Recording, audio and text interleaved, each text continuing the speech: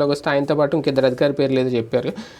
Okay, ఆయన మాజీ అధికారి, ఇంతకుముందు ఆయన ఏదో చేసి ఉండొచ్చు, కానీ ఇప్పుడు ఆయన్ని పెట్టే మళ్ళీ తెలుగుదేశం పార్టీ చంద్రబాబు ఒక టీం నడుపుతున్నారు, అరెస్టులు అందరికీ వీళ్ళే స్కెచ్ చేస్తున్నారు, ఇవన్నీ మాట్లాడడం ఏదో వేగ్గా ఉందా, నిజంగా ఇన్ఫర్మేషన్తోనే మాట్లాడినట్టు జగన్ గారు అనిపించింది? ఈయనకి ఇన్ఫర్మేషన్ ఇచ్చేవాళ్ళు ఎవరో తెలియాలి. బేసిక్గా ఇదివరకు కూడా ఏబి వెంకటేశ్వరరావు గారి మీద అట్లాంటి ఫీలింగ్ ఆయనకి. ఎవరో ఎమ్మెల్యేలు అవతలకి వెళ్ళినటువంటి వాళ్ళు చెప్పారు, లేదా ఈయన దగ్గర ఉన్నోళ్ళు ఆయన వంక పెట్టారు, నన్ను కూడా పిలుస్తున్నారన్న ఏబీ గారి ద్వారా ఏదైనా చెప్పారేమో. అది బేస్ చేసుకుని ఆయనలో ఒక ప్రతి కోపం పెంచేసుకున్నాడు, ఆ కోపాన్ని తీర్చుకున్నాడు. అయితే ఏబి వెంకటేశ్వర గారు నేను ఫస్ట్ నుంచి చెప్తూ వచ్చి సిన్సియర్ ఆఫీసర్. నేను చూసా బెజవాళ్ళు ఒక మహా రౌడీ నాయకుల్ని కూడా అరెస్ట్ చేశాడు ఆయన. అంటే ఆయన డ్యూటీలో చాలా సిన్సియర్, సూటిగా మాట్లాడతాడు, ఎక్కడ మొహమాటపడ్డు.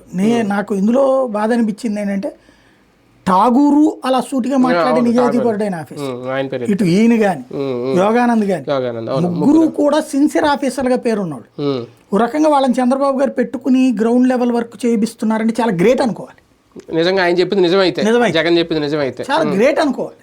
ఎందుకంటే వాళ్ళు ఎవరు పక్షపాత ధోరణితో వ్యవహరించేవాళ్ళు కాదు. రాష్ట్ర ప్రయోజనాలు, లాండ్ ఆర్డర్ కరెక్ట్గా ఉండాలని కోరుకునేవాళ్ళు. అట్లాంటి వాళ్ళని ఆ ప్లేస్లో కూర్చోబెట్టారు అంటే సంతోషపడాలి. ఏబి వెంకటేశ్వర గారు స్పందించిన తీరు కూడా బాగుంది, ఘాటైన వ్యాఖ్యలు ట్వీట్ చేసినట్టున్నారు కదా. అంటే ఆ విషయంలో ఇంకా ప్రజలకేం సంబంధం లేదు, ఇది రాజకీయ వ్యాఖ్యలాగా చూస్తారా, లేదంటే రాంగ్ ఫీడ్బ్యాక్ వెళ్ళిపోయిందా జగన్ గారికి? అది క్రాస్ చెక్ చేసుకోవాలి ఆయన, మనం చెప్పలేము అది. లేదా వీళ్ళు మామూలుగా అయితే కనుక